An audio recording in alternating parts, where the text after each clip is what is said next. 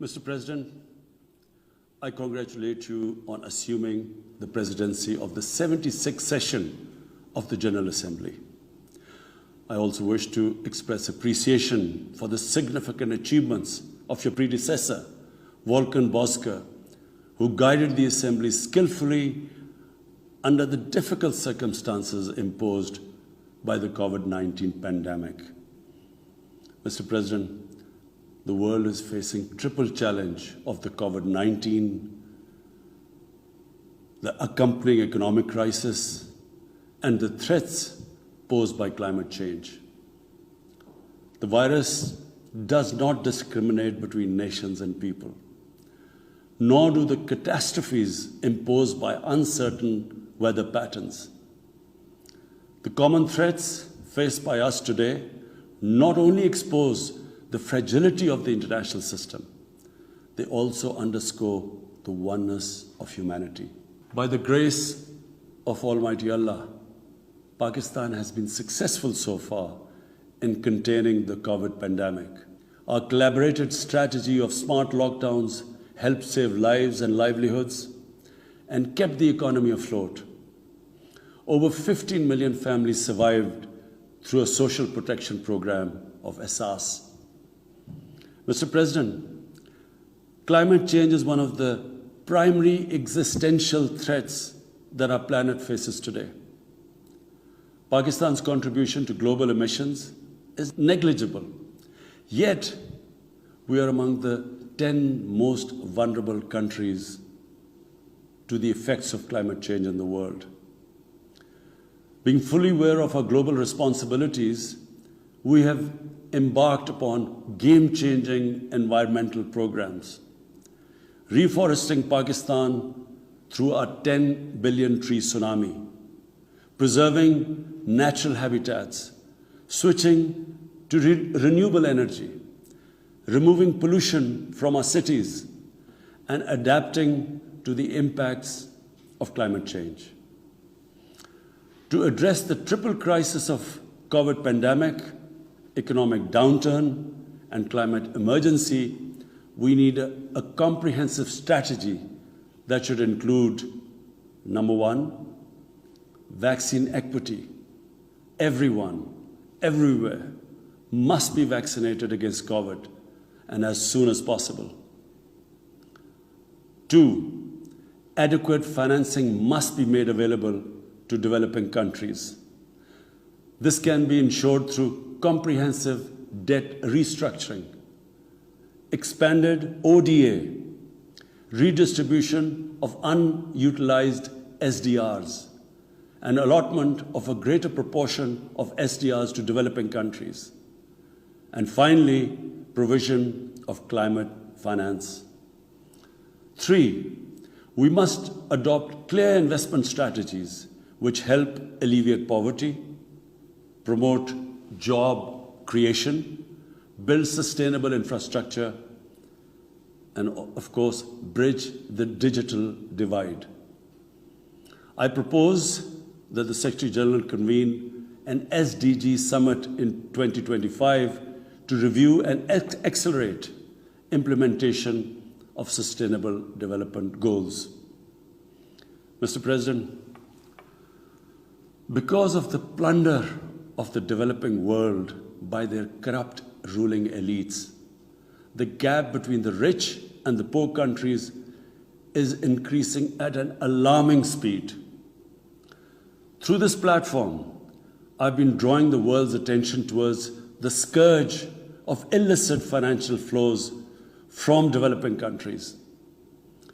The Secretary General's high-level panel of financial accountability, transparency, and integrity, called the FACT-I panel, has calculated that a staggering $7 trillion in stolen assets are parked in financial haven destinations. This organized theft and illegal transfer of assets has profound consequences for the developing nations. It depletes their already meager resources, accentuates the the levels of poverty, especially when laundered money puts pressure on the currency and leads to its devaluation. At the current rate, when the fact-type panel estimates that $1 trillion every year is taken out of the developing world, there will be a mass exodus of economic migrants towards the richer nations. What the East India Company did to India, the crooked ruling elites are doing to the developing world, plundering the wealth and transferring it to Western capitals and offshore tax havens. And Mr. President, retrieving the stolen assets from the developed countries is impossible for poor nations. The rich countries have no incentives or compulsion to return this ill-gotten wealth. And this ill-gotten wealth belongs, remember, to the masses of the developing world. I foresee in the not-too-distant future, a time will come when the rich countries will be forced to build walls to keep out economic migrants from these poor countries. I fear a few wealthy islands in the sea of poverty will also turn into a global calamity like climate change. The General Assembly must take steps meaningfully to address this deeply disturbing and morally repugnant situation, naming and shaming the haven destinations and developing a comprehensive legal framework to halt and reverse the illicit financial flows are most critical actions to stop this great economic injustice. And at a minimum, the recommendations of the Secretary General's fact-type panel should be fully implemented. Mr. President, Islamophobia is another pernicious phenomenon that we all need to collectively combat. In the aftermath of the 9/11 terrorist attacks, terrorism has been associated with Islam by some quarters. This has increased the tendency of right-wing, xenophobic and violent nationalists, extremists and terrorist groups to target Muslims. The UN Global Counter-Terrorism Strategy has recognized these emerging threats. We hope the Secretary General's report will focus on these new threats of terrorism posed by Islamophobes and right-wing extremists. I call on the Secretary General to convene a global dialogue on countering the rise of Islamophobia. Our parallel efforts at the same time should be to promote interfaith harmony, and they should continue. Mr. President, the worst and most pervasive form of Islamophobia now rules India. The hate-filled Hindutva ideology propagated by the fascist RSS BJP regime has unleashed a reign of fear and violence against India's 200 million Muslim strong community. Mob lynching by cow vigilantes, frequent pogroms such as the one in New Delhi last year, discriminatory citizenship laws to purge India of Muslims, and a campaign to destroy mosques across India and obliterate its Muslim heritage and history are all part of this criminal enterprise. New Delhi has also embarked on what it ominously calls the final solution for Jammu and Kashmir dispute. It has undertaken a series of illegal and unilateral measures in occupied Jammu and Kashmir since 5th August 2019. It has unleashed a reign of terror by an occupation force of 900,000. It has jailed senior Kashmiri leadership, imposed a clampdown on media and internet, violently suppressed peaceful protest, abducted 13,000 young Kashmiris and tortured hundreds of them. It has extrajudicially killed hundreds of innocent Kashmiris in fake encounters and imposed collective punishments by destroying entire neighborhoods and villages. We had unveiled a detailed dossier on gross and systematic violations of human rights by the Indian security forces in occupied Jammu and Kashmir. This repression is accompanied by illegal efforts to change the demographic structure of the occupied territory and transform it from a Muslim majority into a Muslim minority. Indian actions violate the resolutions of the United Nations Security Council on Jammu and Kashmir.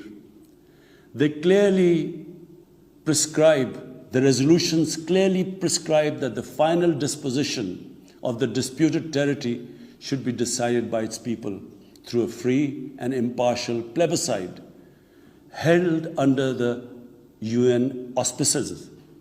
India's action in occupied Jammu and Kashmir also violate international human rights and humanitarian laws, including the Fourth Geneva Convention, and amount to war crimes and crimes against humanity.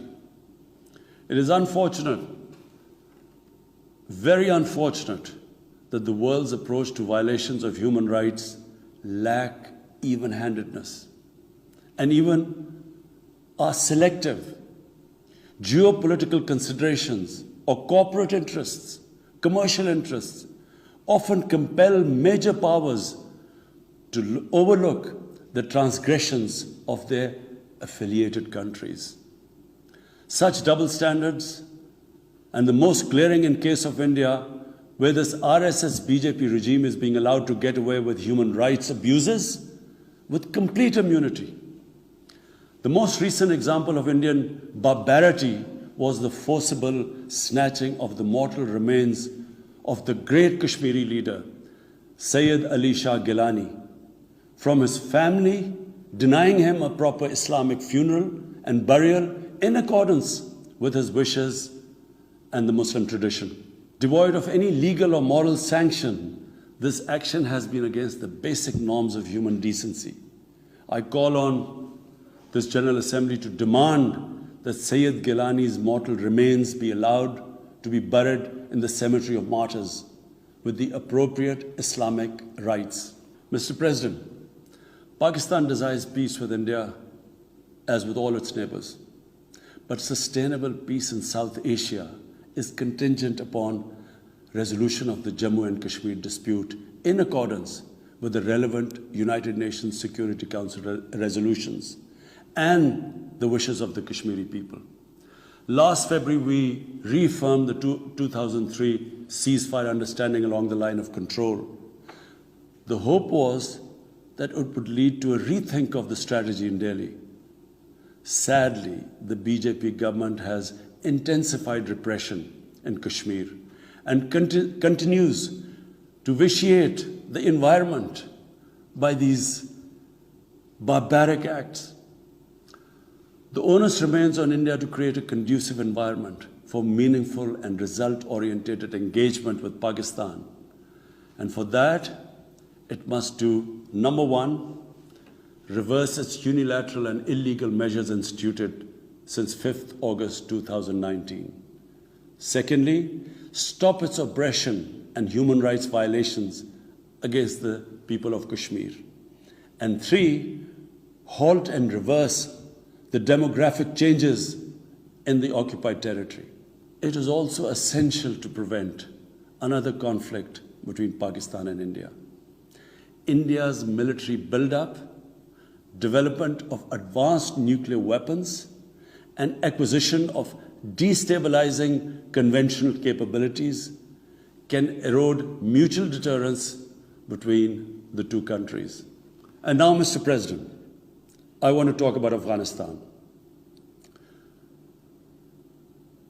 The current situation in Afghanistan, for some reason, Pakistan has been blamed for the turn of events by politicians in the United States and some politicians in Europe. From this platform, I want them all to know the country that suffered the most, apart from Afghanistan, was Pakistan when we joined the US war on terror after 9/11. 80,000 Pakistanis died. $150 billion was lost to our economy. There were 3.5 million internally displaced Pakistanis. And why did this happen? In the 80s, Pakistan was a frontline state in fighting against the occupation of Afghanistan. Pakistan and the United States trained mujahideen groups to fight for the liberation of Afghanistan. Amongst those mujahideen groups were Al-Qaeda, were various groups from all over the world. They were mujahideen, Afghan mujahideen. These were considered heroes. President Ronald Reagan invited them to White House in 1983. And according to news items, he compared them to the founding fathers of the United States. They were heroes. Come 1989, the Soviets leave. So do the Americans, abandon Afghanistan. Pakistan was left with 5 million Afghan refugees. We were left with sectarian militant groups which never existed before. But the worst cut of it was that a year later, Pakistan was sanctioned by the US. We felt used. Fast forward 9/11, Pakistan is needed again by the US because now their US-led coalition is now invading Afghanistan, and it could not happen without Pakistan providing all the logistical support. What happened after that? The same mujahideen that we had trained that fighting foreign occupation was a sacred duty, a holy war or jihad, they turned against us. We were called collaborators. They declared jihad on us. Then all along the tribal belt bordering Afghanistan, the Pakistan semi-autonomous tribal belt, where no Pakistan army had been since our independence, they had strong sympathies with the Taliban, Afghan Taliban, not because of their religious ideology, but because of Pashtun nationalism, which is very strong. Then there were 3 million Afghan refugees still in Pakistan, all Pashtuns, living in camps, 500,000, the biggest camp, 100,000 camps. They all had affinity and sympathies with the Afghan Taliban. So what happened? They too turned against Pakistan. For the first time, we had militant Taliban in Pakistan. And they too attacked Pakistan government. When our army went in the tribal areas for the first time in our history, whenever an army goes into civilian areas, there's collateral damage. So there was collateral damage, which multiplied the militants to seek revenge. But not just that. The world must know that in Pakistan, there were 480 drone attacks conducted by the US. 480 drone attacks. And we all know that drone attacks are not that precise. They cause more collateral damage than the militants they are targeting. So, who did the people whose relatives were being killed? Who did they seek revenge? Against Pakistan. Between 2004 and 2014, there were 50 different militant groups attacking the state of Pakistan. At one point, people like us were worried that will we survive this? There were bombs going all over Pakistan. Our capital was like a fortress. Had it not been for one of the most disciplined army in the world and one of the best intelligence agencies in the world, I think Pakistan would have gone down. So when we hear this at the end, there's a lot of worry about in the US about taking care of the people who helped them, the interpreters and everyone who helped the US. What about us? The only reason we suffered so much was because we became an ally of the US, of the coalition in the war against Afghanistan, where there were attacks being conducted from Afghan soil into Pakistan. At least there should have been a word of appreciation. But rather than appreciation, imagine how we feel when we are blamed for the turn of events in Afghanistan. After 2006, it became apparent to everyone who understood Afghanistan's history that there would be no military solution in Afghanistan. I went to the US, I spoke to think tanks, I met at the time Senator Biden, Senator John Kerry, Senator Harry Reid. I tried to explain to them that there would not be any military solution and political settlement was the way to go forward. No one understood then.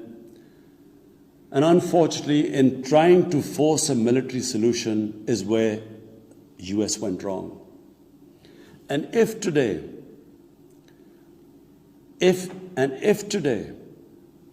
the world needs to know why the Taliban are back in power, all the world has to do is do a deep analysis of why 300,000 well-equipped Afghan army, and remember, Afghans are one of the bravest nations on earth.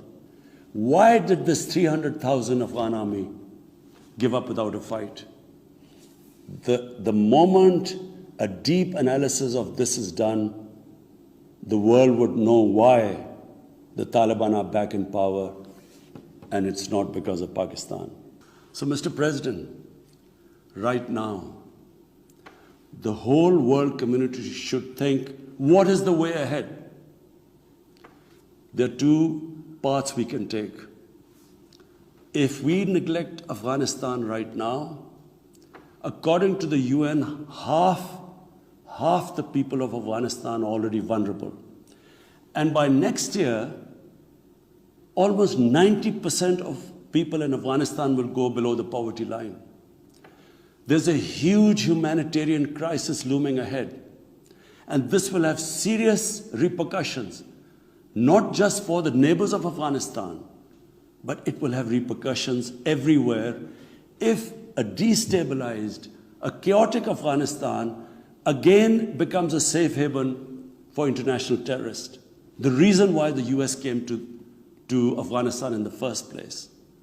So therefore, there is only one way to go. We must strengthen this current government, stabilize it, for the sake of the people of Afghanistan. What have the Taliban promised? They will respect human rights. They will have an inclusive government. They will not allow this soil to be used by terrorists. And they have given amnesty. Now, if the world community incentivizes them, encourages them to walk this talk, it will be a win-win situation for everyone. Because these are the four things that in Doha, when the US was talking to the Taliban, these were the conditions the dialogue was all about. So if the world can incentivize them to go this direction, then after all, this 20-year of presence, of coalition presence in Afghanistan would not be wasted, because Afghan soil would not be used for international terrorism. So I end my talk, Mr. President, by urging everyone that this is a critical time for Afghanistan. You cannot waste time. Help is needed there. Humanitarian assistance has to be given there immediately. And the Secretary General of the United Nations has taken bold steps. I urge you to mobilize the international community and move in this direction. Thank you.